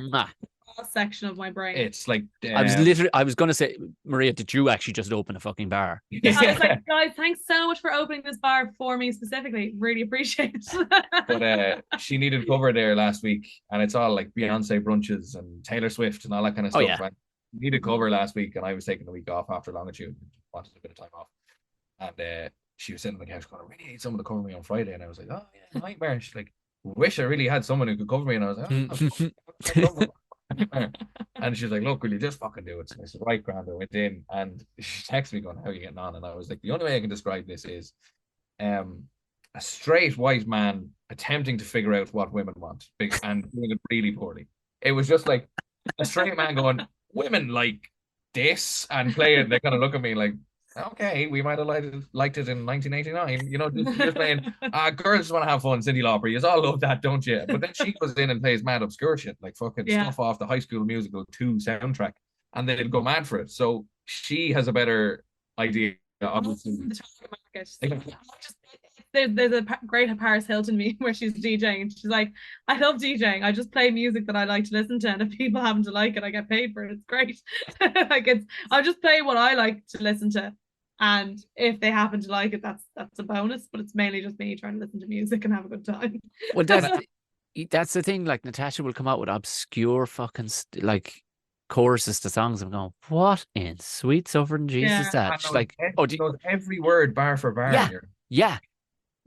I've never heard that song in my life, and it feels like you have the lyrics tattooed on you somewhere. Like it's to that extent. I had left the laptop open, and stand up tends to come up an awful lot on all my fucking everythings, and Ahmed Dajali, he's the Iranian English, it's fucking amazing. And he has a bit, and it is definitely a bit where it would seem that people have left him a note at the door, and it gets handed up to him at the end of the show, and he reads them out. Nobody's doing that. It's absolutely a fucking bit like these. But he does this bit about where he picks it up, and he had sang Blue on a TV, something by Blue. One love, and he not Blue, which, by the way, I have a brief story to tell you where sometimes music does not translate back and forth between genres. But he picked it up, and he did this unbelievable, like how he kept on saying, I fucking hate Blue. And he just burst, incredible singer, burst into a Blue song. And I look up, and I'm just playing with, I look up, and Natasha has every fucking word, and she's off. She's gone every word on Blue. I'm like, the obscurity of knowing every, but oh, by the way, this is perfect for you and Maria, because you're properly weird. Like, there's no two ways about it. Like, she is like, short of all day. When again, like yourself, Dan, I worked in the bar in college and stuff like that down in Limerick, but it was sometimes I used to get a great gig working in there, not in the bar. It'd be setting out chairs and tables and stuff like that in the function rooms. I was like, this is great. I just fuck off. And our house was straight across the way, so I'd ring the lads to come over, and I had a deal worked. If I finish these rooms, can I get paid for 6 hours? They're going, yeah, but it's going to take you 6 or 7 hours. Yeah, okay. I'm just saying that if I get them all done, can I? And I'd open the door, let in 6 lads, put them all out.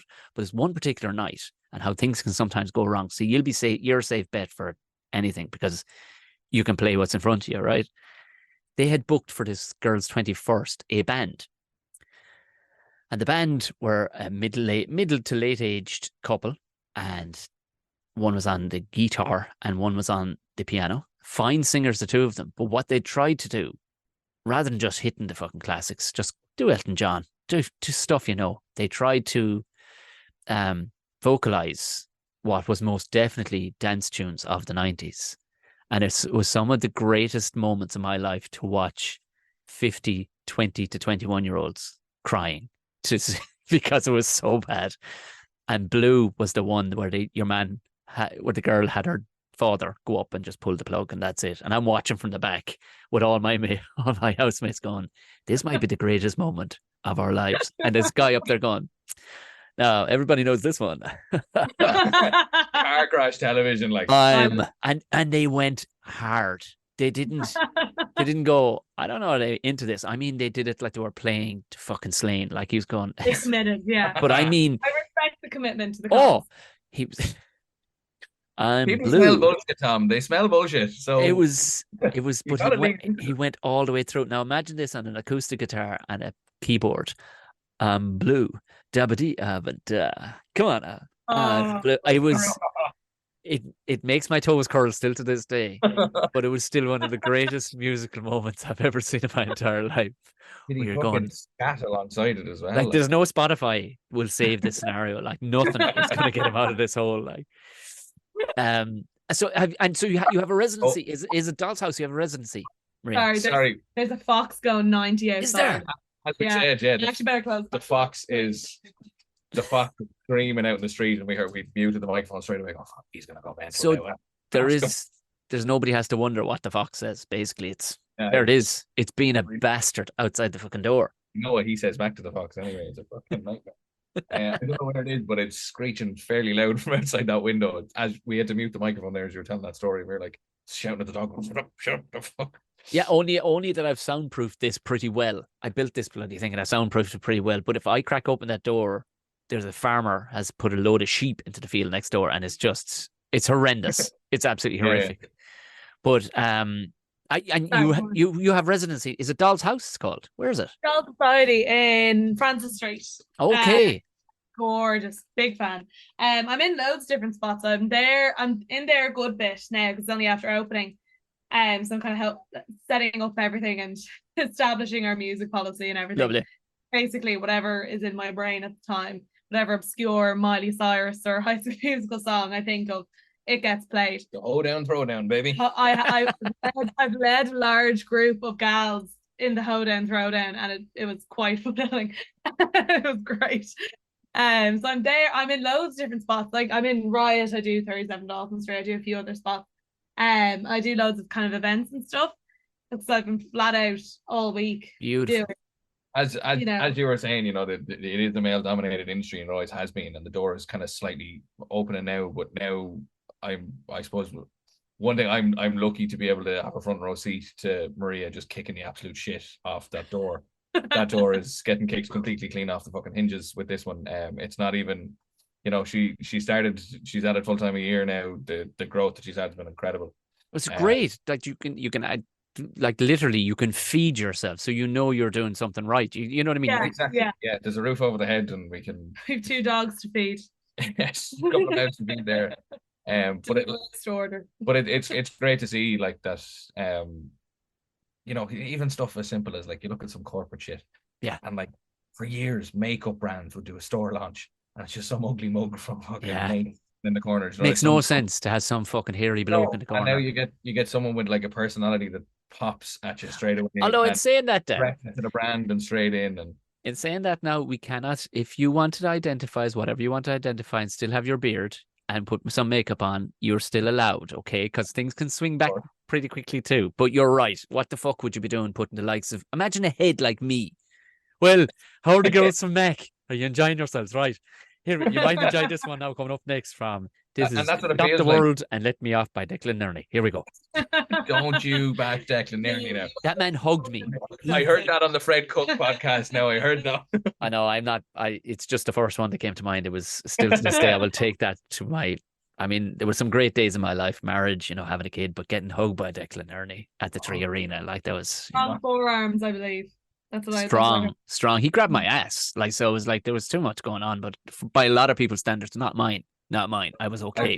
I've had a couple of brushes with country music stars. Nathan Carter smells amazing. You can see that. You can see that.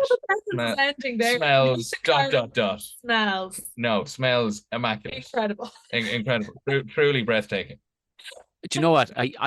You can't typically transcend, television or whatnot, but dimensionally, I can actually see his smell is stunning.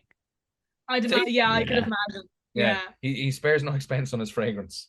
But I'd imagine he'd never, go into a darkened room, just put on his headphones and turn Pantera up to the fucking last. You know what I mean? In his underpants at the same time. I like to think that there's a potential of that between the kind of people I like you two. I could see that happening at any point. Like we're just going, I need Sepultura or something just to blow my fucking brains out for the next. It is funny, and we talk about it all the time in like the industry that we're in, and obviously the industry that you're in is much the same, where you come across these people who are considered celebrities and they're massive public figures and stuff like that, and it's just so mental to me to see them sometimes, like say backstage somewhere, and they're just doing really just regular human shit, and you're like, yeah, fuck, he does that too. That's weird. It's like the teacher in the supermarket again, like. Exactly. Yeah. Holy shit! Like it pulls back the curtain. You're going, oh, Stormzy loves a cup of tea. Like mental. Stormzy in a teacup. God damn it! If you didn't do it, I was going to pause this, text you, and go fucking do it. See, I can't. It has to. No, I'm so glad you did. But it was that one of them. It was like, do it. Even if he was saying storm, I said, you better be fucking ready for this next bit. You better be ready for the next bit. Put me in, coach. Put me in. Ready. But yeah, it's just like when you're in that industry, it's just mad seeing like the curtain pull back on some of the mad stuff. Like it's it is, but also then you in a moment like that where, say like with the two Johnnies, like it's insane to see the level of still normal, van driving blokes, like, and you can still put them in a 10,000 seater, and it's like, what? And it transcends, and I think people like the day of not putting Beyonce down, right? But the day of, she either needs to do, hold your pigtails. I know, sorry, I'm ready. She either needs to do what she's doing, if you get me, like on a mega scale, million dancers, fucking super, and going, I think I'm looking at, actually, I think I might be looking inside the mind of a fucking something crazy, because this looks so incredible. Like, but it's no good for Beyonce to come all out in herself. Like, I'm still, like Adele for me, I'm like, she's doing just the right thing. She comes out, she goes, it's again, all right, yeah, fucking, me fingers smell like fire lighters. He was been up in Nan's house, and then sings unbelievable. But for me, Nathan Carter, God bless him, but I can't buy, not to do country music, but you better be doing something fucking unbelievable, or you better be come across really normal. One or the other. Yeah, exactly. Don't be giving me this middle space of being this amazing fucking, I'm a super celebrity, but you're going, you're fucking not. You can put the two Johnnies in the 3 arena, 13,000 people, but then you'll see them playing Junior B next week. Yeah, literally. And that's what it's like, And actually, the friend of ours actually got engaged at the two Johnnies in a field. The thing that they did down in Musgrave Park in Cork, the kind of festival thing that the two Johnnies did. Our mate DJ Flip was on the lineup, and he proposed to his girlfriend on stage at the two Johnnies gig in front of whatever many people was in. Shit! I wish I did this episode, because I was on there. I filled in for Smacks yesterday. No way. Yeah. But as you say, that somebody, Neil, Neil to be out kind of producing as well outside, and he's mentioned about somebody else getting engaged at a different gig again. Yeah. But like the lads would nearly hold the mass for you as well. Like, but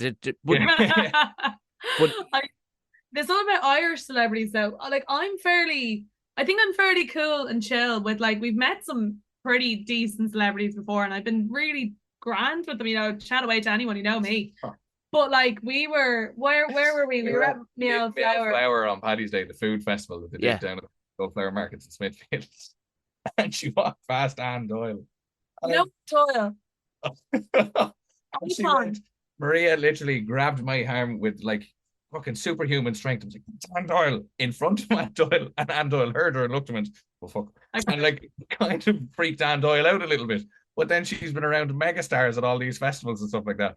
Huge artists and musicians, and then has just been totally fucking normal with them. But Anne Doyle was the one that got the heart racing. I'll tell you now, I absolutely get it. I get it because there's a nostalgia in it, right? And I two times I've ever been, well, one absolutely awestruck was Micheál Hertig down in Dingle. Yeah, I served him. I served him in a hotel I worked in before, and like that, just jaw on the floor, because like legendary status struck years ago. You know what I mean? Like, and but also cool as like walking around shaking shaking everybody's hand like he's Santi, and it's like, oh my. And then one other time was, and I ended up, I was actually friends with the chap before I realized who his dad was, and he was producing for. He was actually, I think he was stood in as head of TG Carr, and Richie Conroy is his name, and we're chatting away, and next thing he says, oh sure, yeah, it was like we were talking about contract. Would you believe it, working as contractors or direct for RTE at the time, like, because he was, oh god no, my dad always told me that. I was like, oh, did your dad work for RTE? Oh, well, he says he contracted back in the day. You would have seen him probably at some stage. And I'm thinking, how could it be? He said, Don Conroy. I'm like, oh, brilliant. Shut the front door. Your dad is Don Conroy. I said, I've known you 6 months and you never once brought it up. He went, no, I've called him Don before. I went, yeah, but there's loads of Dons. You can't just. Maybe you were a super like Godfather fan. I don't know. So that owl over there, he goes, oh, that's a Don. That's a Don. Yeah. I was like, oh. I think my like I have a notion of myself that I think that I could sit and have cocktails with Beyonce, and I think I actually could do it. But if you put me in a room with Daniel O'Donnell, ever. I don't know what's going to happen. Like, I imagine Maria's like, you want at the door. Oh, no. Oh, Jesus. Oh, Oh, so oh, he's here. Oh, I God, have- he's lovely. Oh, he's lovely. at the door. I've quite the thing. I don't know what it is. I again connected to Halloween.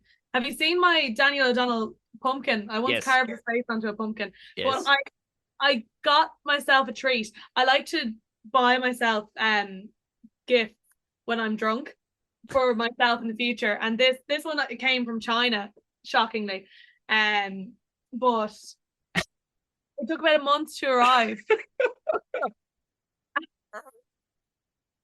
I love Just for the listeners, this is a full-sized blanket, fleece blanket with Daniel O'Donnell's and face. really well printed in. Like, this is. Beautiful, and quite a soft blanket. Really good quality. I love the fact I'll send you the that link.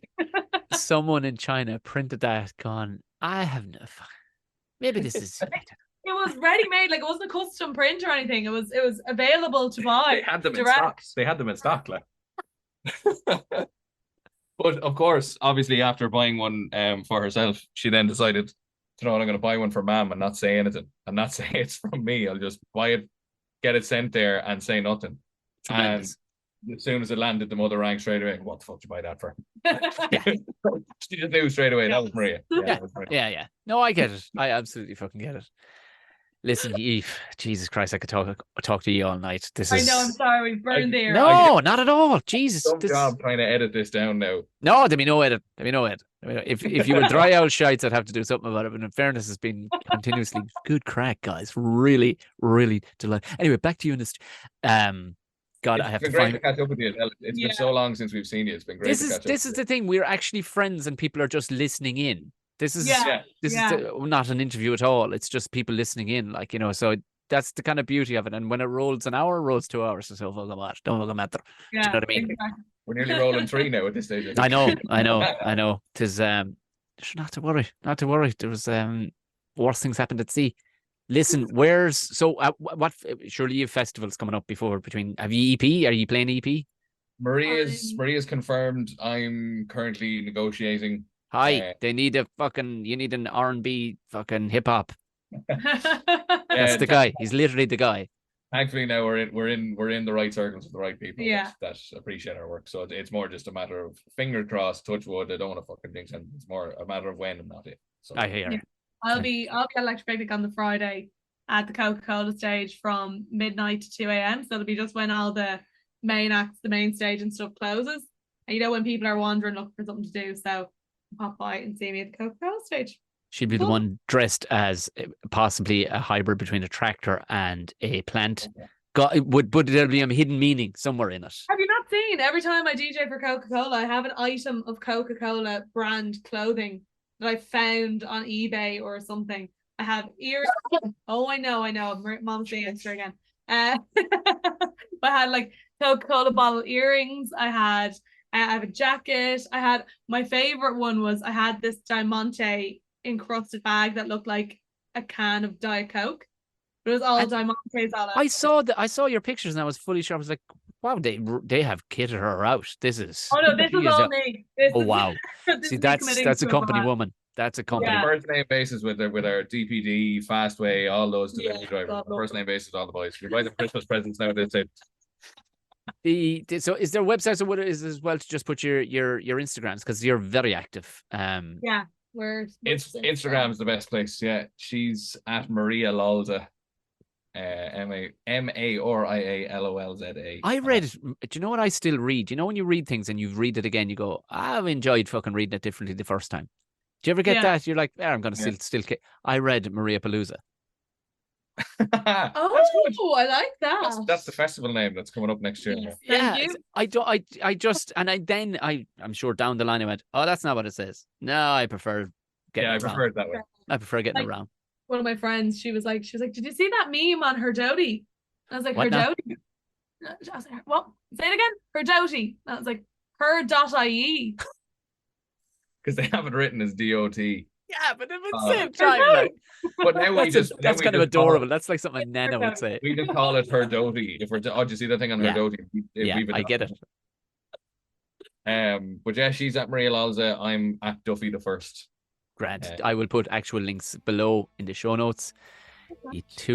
Four beautiful people between the dogs and yourselves and the foxes outside. Thank you. Apologies to anyone that was listening with headphones or in the car and was feeling a little bit, lethargic going to work this morning. You heard Jenny just go in the middle of it.